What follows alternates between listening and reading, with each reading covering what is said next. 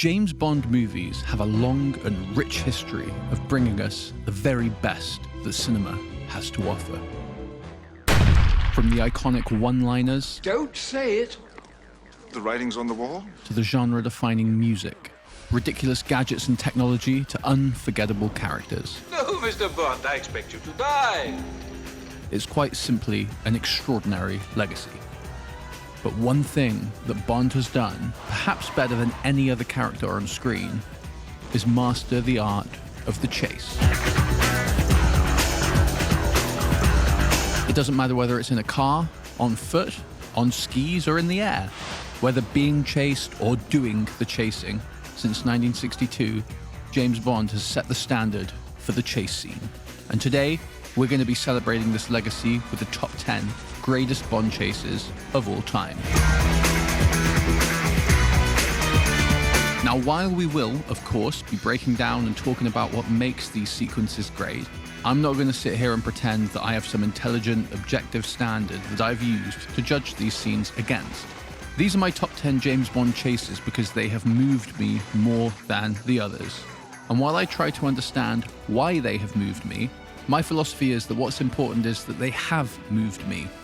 So while we will, of course, discuss the objective factors, the music, the story, the stunts, all of it, I can't always figure out why something moves me. So if you notice any inconsistencies in my reasoning, you are likely 100% correct. I'm a human being, and ultimately, I'm not completely sure why I like this or dislike that, so this video should be understood with that in mind. And whilst there is absolutely no doubt whatsoever that your list would be different to mine, and that some of you will find my taste inexplicable, confusing, and maybe even worse, I'm just here to celebrate some awesome, enjoyable scenes from some great movies. So be sure to share your favorite Bond chases in the comments, but otherwise, let's get going.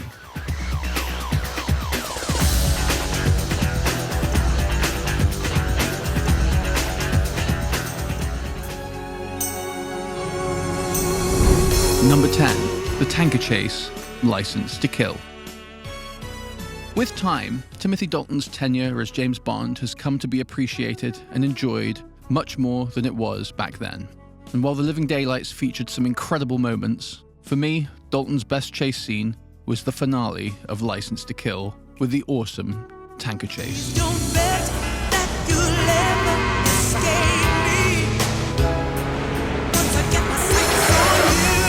From the very off, we are seeing some incredible stunts being performed and photographed for real. Not to give off too much boomer energy, but the emotional impact of this stuff being performed for real and captured in camera is irresistible, and is one of the main reasons that these movies are still so good to watch, even today. I'm not sat there consciously thinking, wow, how did they do that? Or this is so much better because it's done for real. The scenes and the stunts just affect me more because they are real. For the first half of the sequence, there's no music. It's very visceral, with Bond doing his thing, trying to ruin Sanchez's day. And after successfully dodging a rocket by skiing the truck past it, Bond drives it through the resultant fire by performing a wheelie. Michael Kamen's legendary music really comes into its own and elevates this finale to extraordinary heights. In particular, this sequence here is just spectacular. I live for shots like this.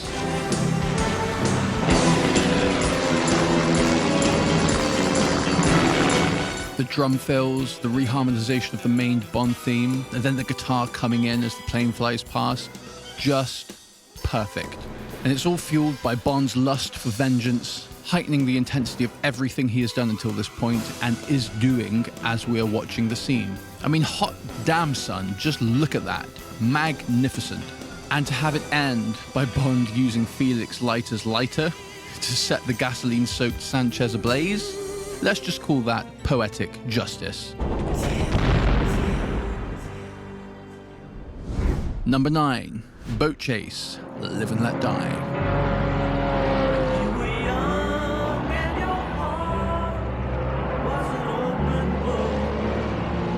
Live and Let Die was the second Bond novel penned by the late Ian Fleming, but it was ultimately kept on ice until Roger Moore took the helm as Bond in the early 70s. It's strange to me to think that Roger Moore was actually a few years older than Sean Connery, but succeeded him as James Bond. Still, this film has some great moments. It has an exceptional musical score composed, arranged, and conducted by the great George Martin, with his hombre Paul McCartney and Wings creating one of the best Bond theme tunes of all time. Although the movie itself hasn't necessarily aged the best, although I have to say it's aged a lot better than the novel has, it features a truly outstanding boat chase. After this unforgettable moment where Bond hops across some crocodiles, or are they alligators? I'm not sure. He destroys the drug lab, steals a speedboat, and we're off to the races.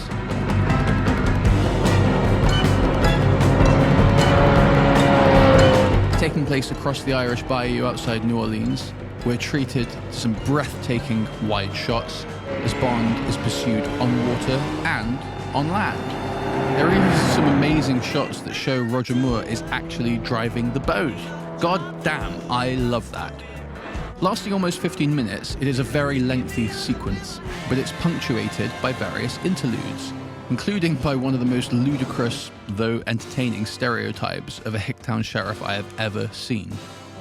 Almost completely devoid of music until the very end, the roar of the boat's engine helps give a wonderful sensation of speed, while the sounds of nature form the foundation of the soundscape, and it works beautifully. And this is all topped off with some awesome jumps, magnificent stunts, and a fantastic ending, making it the 9th best James Bond chase.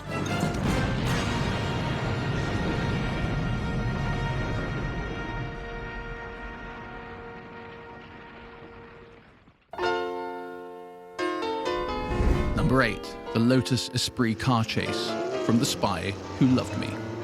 When I was younger, I was obsessed with cars, as many of us were, or are still today. For a while, my favourite car of the whole lot was the Lotus Esprit. Why?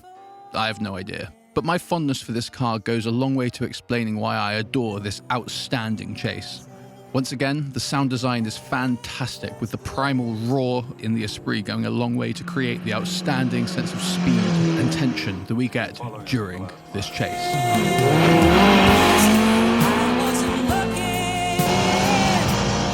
The whole sequence is elevated by the extraordinary music of Marvin Hamlish. It plays out in clear stages. It begins with them being pursued by the motorcycle, and after Bond dodges its sidecar/missile, the iconic character Jaws appears and gives chase in a car, which is of course taken out with some outstanding gadgetry.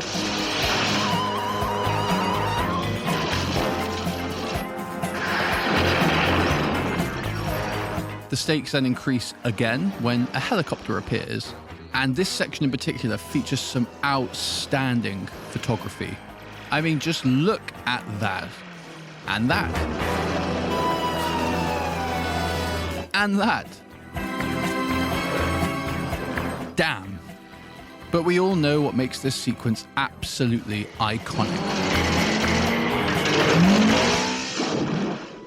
The image of the Lotus Esprit submarine is so firmly planted and ingrained in our minds that it's difficult to cast them back to what this must have been like to experience at the time.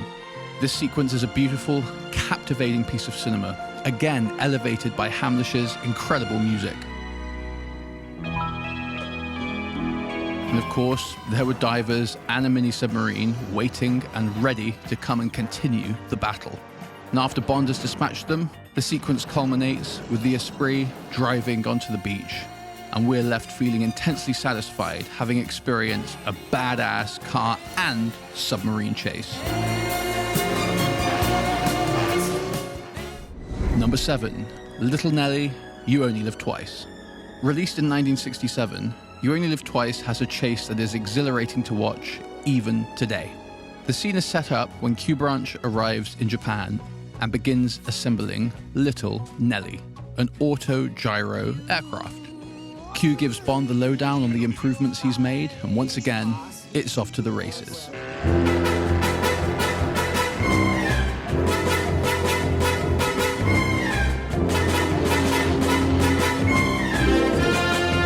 autogyro itself is a fascinating looking aircraft, and in the late 60s would have been even more so. It was piloted by the late Ken Wallace, a former RAF wing commander, and the designer of the aircraft. Some of you may have seen this YouTube video. Well, that's Ken, and he was the man piloting Little Nelly during this sequence. Two things immediately stand out. The first is John Barry's captivating music. You Only Live Twice is in the conversation for having the single best Bond score of all time, in my opinion. And this piece of music that plays over the initial part of the scene is just freaking amazing. Absolutely iconic. And along with the music, the other thing that blows minds is the photography.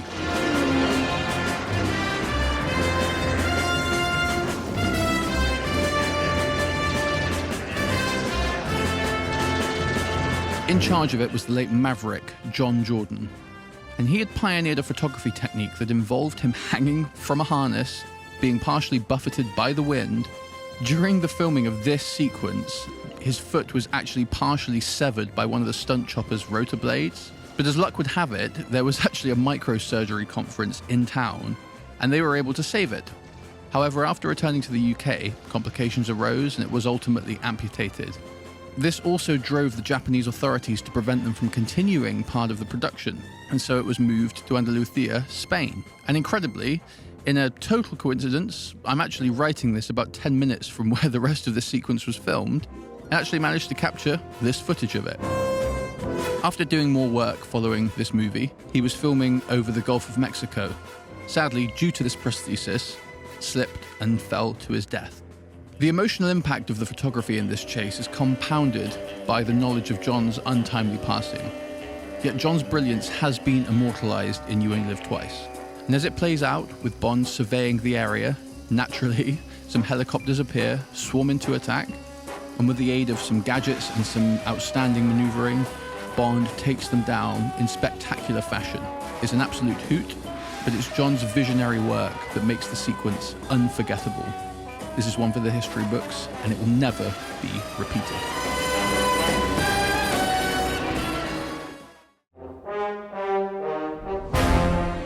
Number 6, Ski Chase on Her Majesty's Secret Service.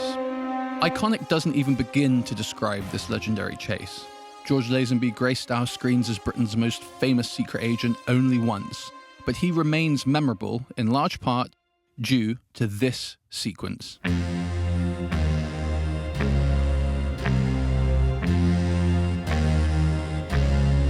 I did noodle with the idea of including the opening ski chase from A View to a Kill on this list, as I feel a great deal of nostalgia for it. But ultimately, that chase, entertaining though it is, ends up being a very low-stakes affair, especially when compared to the creativity of this one.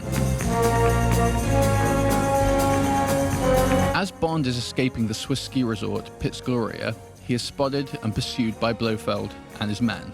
What follows is a creative, energetic, and highly exhilarating ski chase down the mountain. In some ways, this movie has not aged that well. In particular, some sequences are cut together so quickly that it makes it difficult to establish a clear thread of continuity and ends up feeling quite jittery and disorienting as a result. But even with that, there is just something about this sequence that clicks, and it feels so damned exhilarating and exciting. Star of the show, alongside Bond's magnificent blue ski suit with massive white goggles, is John Barry's genius once again.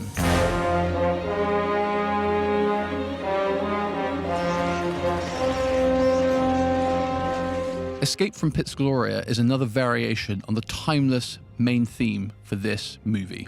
Notable was Barry's use of synthesis in the arrangement and performance, giving it a very unique sound and feel when compared to his other scores. The harmony of this piece in particular is just so damn chunky and emotive. It is the key that unlocks the potential and emotion of this sequence. We see some incredible skiing, of course being performed for real and photographed for real. Former alpine skiing world champion Ludwig Lettner did achieve some incredible physical feats that look simply amazing on film. And all of this in the late 60s? Let's just say this chase remains legendary for a reason. Freaking wonderful. Number Number 5, tank chase, GoldenEye. We are now entering my era of James Bond, with the movies that I began seeing when they were new taking the fore, and my bias will, of course, be on full display. GoldenEye remains one of my absolute favourite Bond films of all time, and the tank chase through the streets of St. Petersburg really has aged beautifully. One thing that elevates the emotional intensity of a chase is for it to be high stakes. Natalia confides to Defense Minister Dmitry Mishkin that Oromov was responsible for the GoldenEye theft. Good. After which Oromov breaks in and shoots Mishkin with Bond's gun. Bond and Natalia flee in a high-tension escape.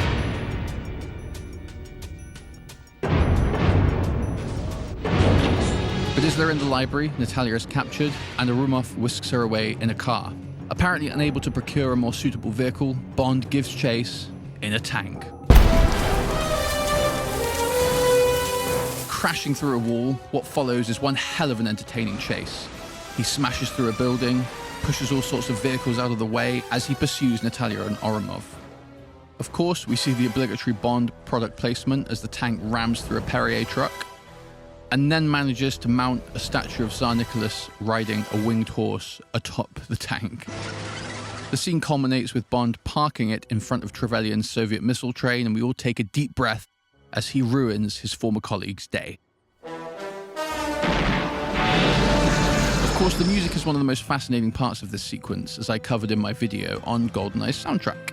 Eric Serra composed some very controversial music for this film, which I happen to love, and I go into why in my video. But for this chase, the music he had created was so controversial and detested that there was a borderline mutiny behind the scenes. After Serra refused to rescore it, John Altman was brought in to create some new music a week or so before the film was to be released, or so the story goes. The music he created was outstanding. It was patient, it ramped up in the right places, but still gave the scene space to breathe. And while it was the musical peak of the movie for many, I still wish that it could have been complemented with some of the sounds that Serra had used in the music for the rest of the film, just to help it fit in with the overall emotional world that the music had created to that point. But even with that, it's an incredible sequence and a great, great James Bond chase.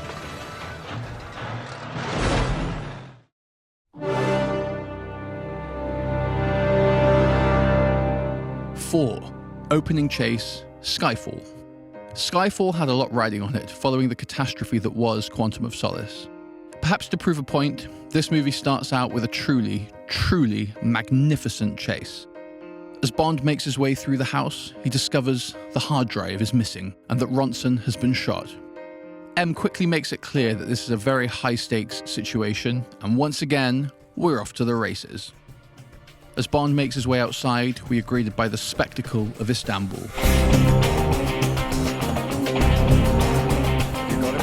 We can immediately see and of course feel the genius of Roger Deakins on display with some breathtakingly beautiful photography. But this would all be for nothing without some amazing action, and that is what we get with Bond and Moneypenny in the Land Rover Defender pursuing the Audi A5. This shot, man, I mean, why is it that certain shots like this just make you go, hell yeah?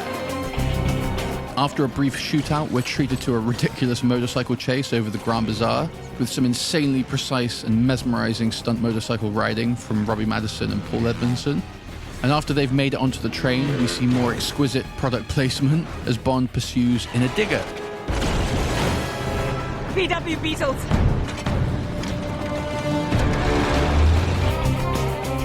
Weirdly, my favorite aspect of this sequence is Moneypenny chasing the train in the Land Rover. I can't quite figure out why, but it just heightens the emotional intensity of what's happening so much. In the end, Bond makes it to the final carriage. They have a fist fight atop the train before M orders Moneypenny to take the shot. Take the bloody shot! The rest is history. All in, this is a high-stakes, high-octane, beautifully shot chase that opens what ends up being a spectacular James Bond movie. Number 3, parkour chase, Casino Royale. Like many of you, I was highly skeptical when I heard that James Bond was to be rebooted. In fact, I was so skeptical that I made a video about it that you can find on my channel. Perfect. But very quickly, Casino Royale won me over, and I was fully on board with the ride I was about to be taken on. And it became very apparent, very early on, that it was to be one hell of a ride. After the Ellipsis bomber makes Tanner, Bond pursues him on foot.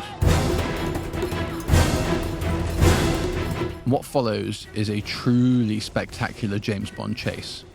I still remember being sat in the cinema and cottoning on in real time to just what kind of a film I was watching, and I simply wasn't ready for it.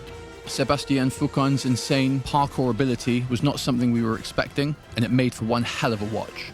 The grace and poise he displayed with every movement contrasted wonderfully against Bond's brash, brutal determination to keep up, despite not having the same athletic ability. And this led to some amazing moments. But arguably, the emotional peak of this chase happened after Bond pursues him up the scaffolding to the top of a construction crane. I don't really like heights, so it's fair to say that my palms were sweaty.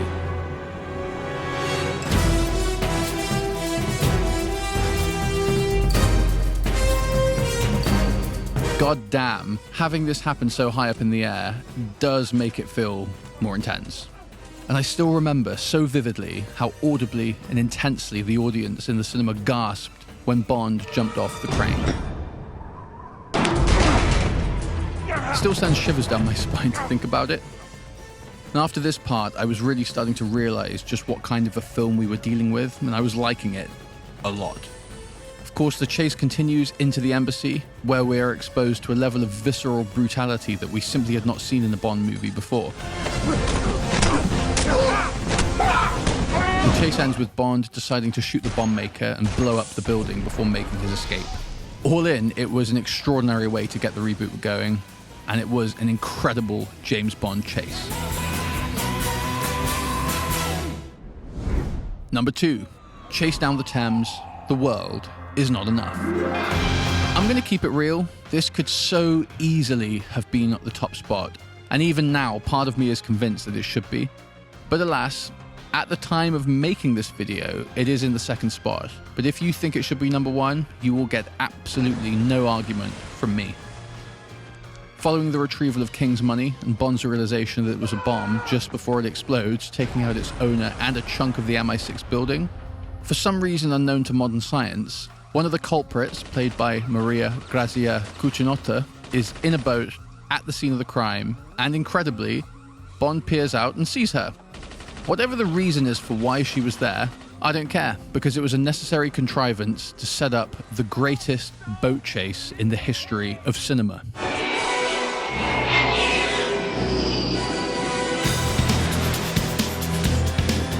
In reality, it's a state-of-the-art jet boat that looked unlike anything else we'd ever seen before, and it could reach speeds of 80 miles an hour in mere inches of water. And the first thing we're confronted with is that this chase really is taking place on the River Thames. It's a location that we're all so familiar with, especially those of us from the UK, but to see any sort of action movie sequence take place there was pretty much unprecedented. I mean, from the instant the chase begins, some of the photography we're seeing is simply out of this world. From this crazy shot of the boat being caught in the chop of the water, too powerful, to this exquisite view of the Houses of Parliament, to seeing Pierce freaking Brosnan actually driving the boat in the actual shot we see in the movie. Simply breathtaking, and it only gets better. Honestly, I feel that I could literally slow down and spend minutes on every single shot in this chase. It's simply that good, and there are too many great moments. Such as the boat doing a handbrake turn here, and they even dubbed in the sound. It's amazing. But this might actually be the coolest thing that any James Bond actor has ever done. And it's in moments like this, as he is driving this state-of-the-art craft, that for a few brief moments, Pierce Brosnan completely embodies his character, perhaps to a greater extent than any other Bond actor ever has. I mean, this stunt in particular is just amazing. Look at how they set it up, with Pierce actually driving towards the camera. The boat has two exhausts pushing out nitrous, one side facing up and the other side facing down, so that the boat spins through the air as it launches up over the boat it's pursuing. And we get this.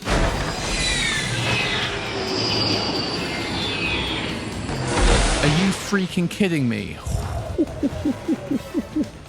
And while this is all happening, we have David Arnold's peak 90s Bond score holding us down, blending the classic Barry-esque orchestration with some drum machines, electronic instrumentation, and some vaguely nautical synthesized sounds.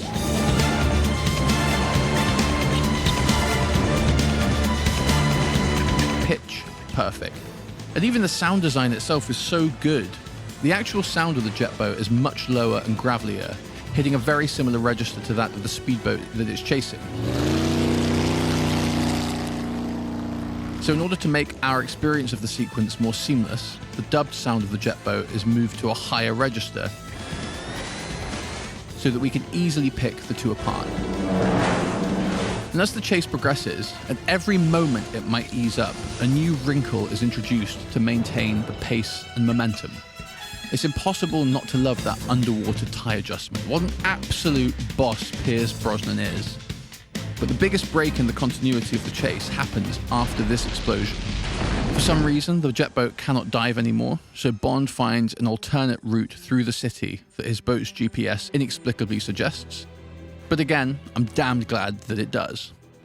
A nice little cameo from the Clampers here, which was a classic 90s show. During the rehearsals, they got a tiny little splash, but after Michael Apted shouted action, they got drenched with no warning, and you can see their reaction here. Of course, this is where the chase does get completely absurd, but I love the fact that as this is happening, the Bond riff comes in on the guitar to remind us that this is just what James Bond does. And somehow, Bond drives his boat down the street, through a fish market, through a restaurant, and I always remember this guy about to eat the breadstick. And in a perfect shot, back into the River Thames. Just look at this. Absolutely beautiful, with even the gust that catches those profiteroles doing a flawless job. The finale approaches after Bond launches 2 torpedoes at his target, driving her ashore, and comes in hot.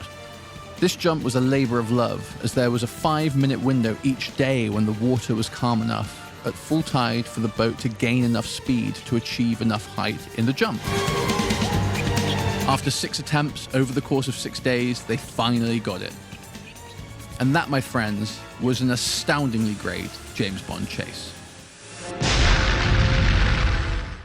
But what could possibly be better than that? Well, if I'm being honest, I don't know that it is better.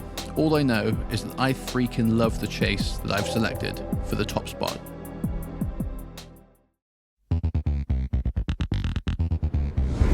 Number 1, car park chase, Tomorrow Never Dies.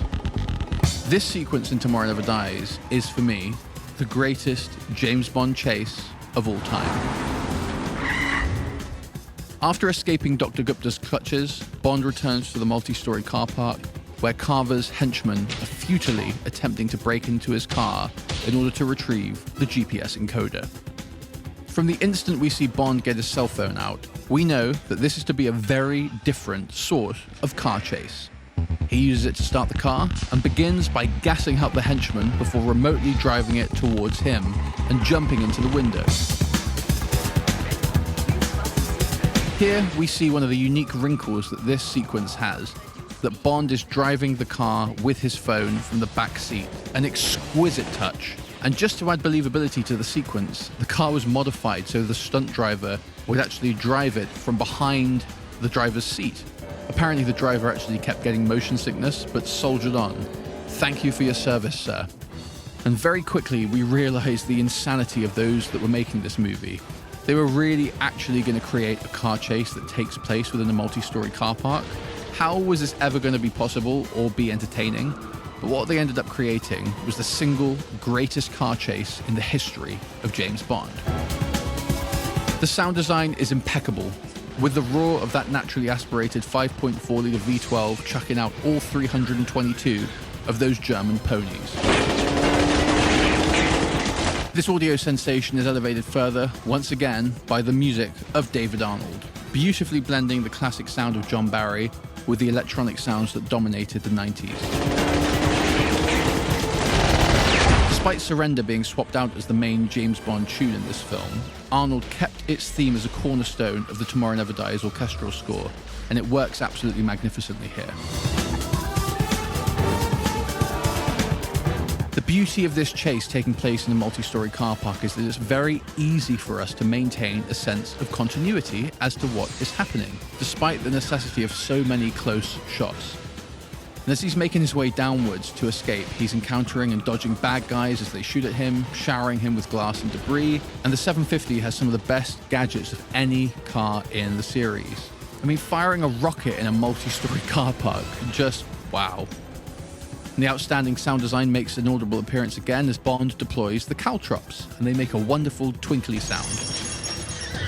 And then, as Bond makes his way down to the ground level, ready to escape, he discovers that this car park has rocket-proof gates. And this leads to one of the greatest 5 seconds in the history of James Bond. Some moments defy explanation. Their power is inexplicable, and it is thus here. As Bond realizes that his rockets are powerless against these mighty gates, he spins the car around. This moment hits me so hard that I used to rewind the VHS over and over just to rewatch it. From Bond's realization to hearing the roar of that engine as he floors the accelerator. Those wheels spin a damned hole in the ground as he powers back up the car park. Just freaking awesome. And why? I don't know, but these 5 seconds alone are worth the price of admission. And from here, Bond does make his way back up through the multi-story, retracing where he had just been, dodging rockets, deploying even more insane tech, before jumping out of the car and carrying on the chase via remote control. And after making it to the top of the car park, he drives it off the edge and delivers the BMW right back to Avis, the very same company that Q was pretending to be working for when he delivered it to Bond in the first place, in another spectacular piece of product placement, by the way. Topping off what was the greatest car chase in the history of James Bond. And that, ladies and gentlemen, was awesome. Why, hello there, everybody. I just wanted to take a moment and say thank you so much to everybody that's watched, commented, liked, subscribed, to everybody that's engaged with the channel in some way. Thank you. Today, the channel is basically where I hoped it would be after 12, 13, 14 months of work, and we're about 4 months in, maybe a little bit longer than 4 months, but somewhere in that ballpark. I love making these videos. I love everything about it. I love writing the scripts. I love thinking of stories. I like writing about the movies, the games. I love arranging music, using some of my own compositions, editing. I love editing the videos as well. I love everything about it. Now, when it comes to doing a video like this, the top 10 greatest James Bond chases of all time, my creative vision for what a video like that should look like necessitates, of course, me using footage from the films, but it also necessitates me using music from the films, because that's the kind of video that I think has the emotional intensity that I want to create. Now, as soon as I put that music in the video, obviously it gets demonetized immediately because I don't own the rights to that music, of course. So I'm just letting you know that I'm starting a Patreon where it's going to be £3 a month, so $2.80, something like that, where I'm going to be uploading all my videos in 4K with no ads, etc. So if you wanted, you can subscribe on there or pay £3, download all the videos, unsubscribe. I'm not going to push you to do so or anything like that. It's just there if you want to. And if you don't want to, I'm still going to keep making the videos because I love it. So with that, I want to say thank you again. I would invite you to tell me what your favorite James Bond chases are down in the comments. And of course, tell me why I'm a complete idiot for picking the ones that I love. But either way, I hope you have a wonderful day and I will see you in the next one. Bye.